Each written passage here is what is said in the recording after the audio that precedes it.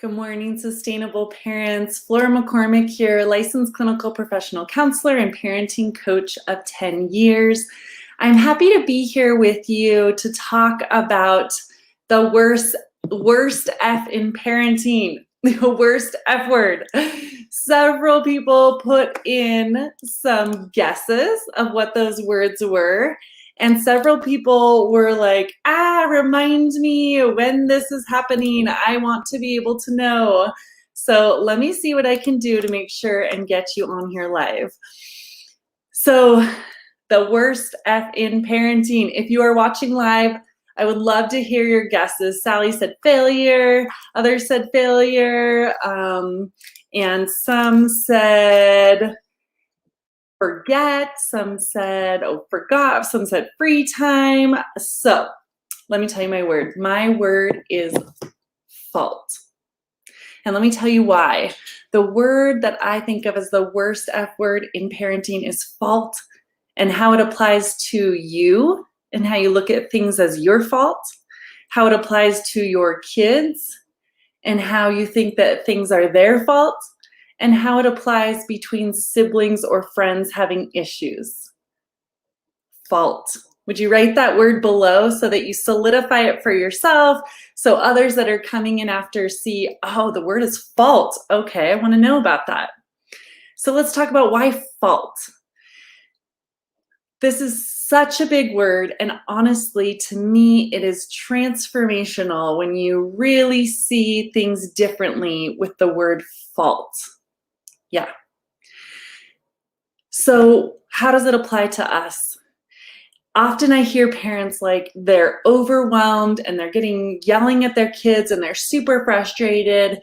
And a lot of it comes back to, why is this happening? Why do I have a kid that yells or screams or kicks or is rude or won't listen to me or isn't going to bed at night?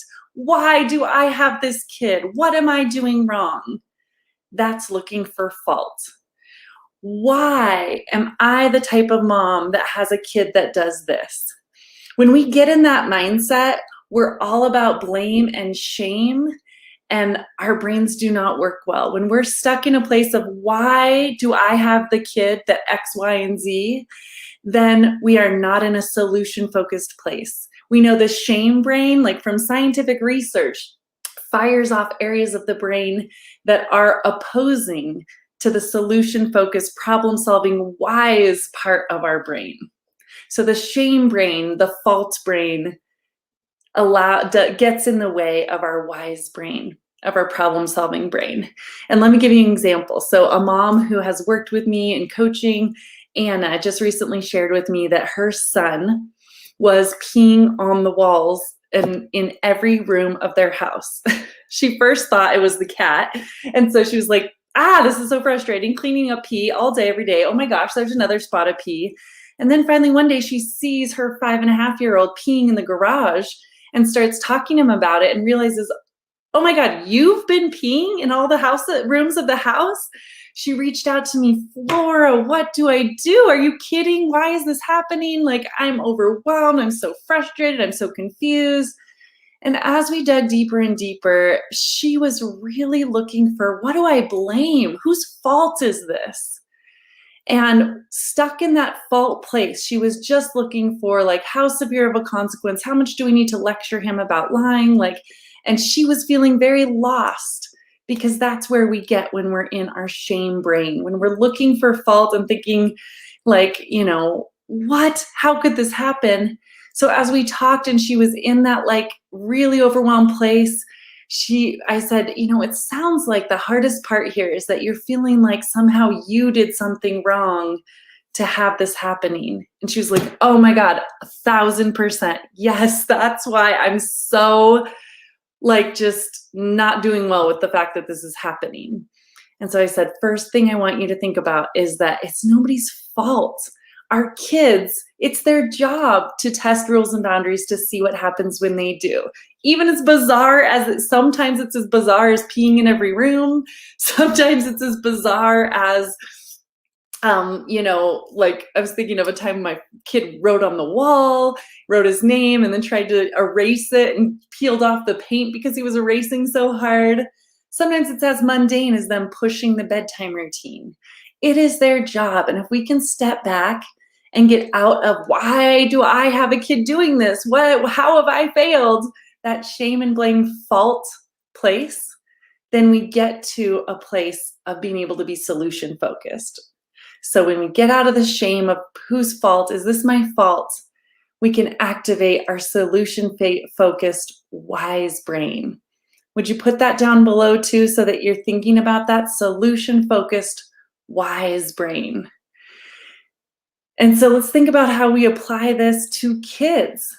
Also, with our kids, we can get to a place where we're like, why are you doing this? Do you ever find yourself asking your kid that after they've yelled, they're not listening to you, they've hit their brother, you come to them and you're like, why did you do that? That's us looking for fault. What can we blame this on?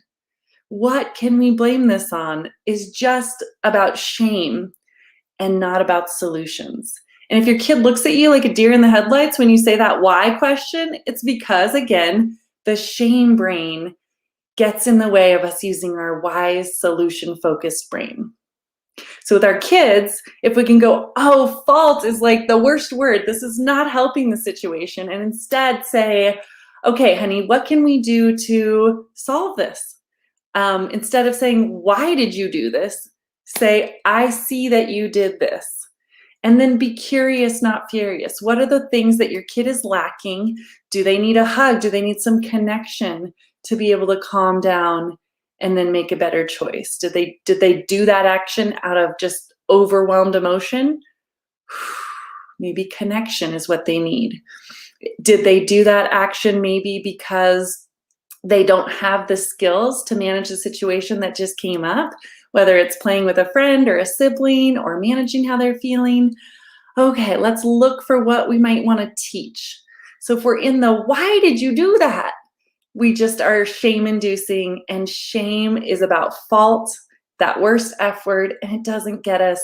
Shame brain gets in the way of our solution focused or wise brain. So if we can get out of the why, we come to our child and say like, okay, this is what's happening. What can we do to make it better? And there are many skills and strategies that I empower parents in my Sustainable Parenting Transformation Program to be able to know how you do that, how you bring a child that's super overwhelmed down to calm within minutes, how you help children that haven't had good skills of how to clean up better, go to bed on time, listen when we're going out the door. There's a lot you can do when we shift out of the why and into the what. What's happening and what do I want to do to solve it? The last area is with siblings or friends. Like we get in this like, why are you guys having such a hard time together? And like, let's step back for a second and think that like conflict is a normal part of all relationships. It's a part of your marriage probably in different ways. It's a part of your friendships. It's a part of our relationships with our parents and siblings and friends. Conflict is normal, and they're operating at a capacity of being 3 or 6. In terms of having the skills to manage conflict, you know many adults who still don't have the skills. So if we can get out of why are you doing this, we can shift to what do we need to equip you with to be better able to manage this. Oh, I see you're having a hard time. Let's help you with this. So I see there are several people watching hearing this worst F in parenting is fault. Let me know what's standing out to you. If there's one phrase that has been said today that's really standing out, would you write it down below? I would love to know what you are getting from this. So in terms of siblings, and when we get out of why are you doing this to, okay, what do you need to be able to manage this more? You might make something like a wheel of choices, which we talk about with my clients, different spokes in the wheel that have options of when you're frustrated that a friend is not playing how you want, what can you do? You could walk away, you could set a timer for taking turns, you could, go pick another toy and ask if they want to trade. Let's talk about what your options are and put it in a visual way so their brains can more likely choose it. A lot of parents that I work with say, I've done that. I've talked to them about what else they could do. Then one day I made this wheel and it's like it clicked. It's like they can mentally hold those options better. So when we get out of the fault, why are you doing this, into the what is happening and what do you need to be equipped with to handle this better, you are going to see things change. You're going to have your parenting moments be so much more effective towards the goals that you truly have. So you guys, thank you so much for being here to hear the worst F in parenting. If you would like to have some more guidance in this, you'd like some mentorship on like, gosh, I love what you're talking about. I would like to be able to do that more skillfully. Let's set up a clarity call. I'll put a link below and it's a free opportunity with no pressure to talk about the support that I offer and see if it's a good fit for you. Have a great rest of your day. Happy, amazing parenting.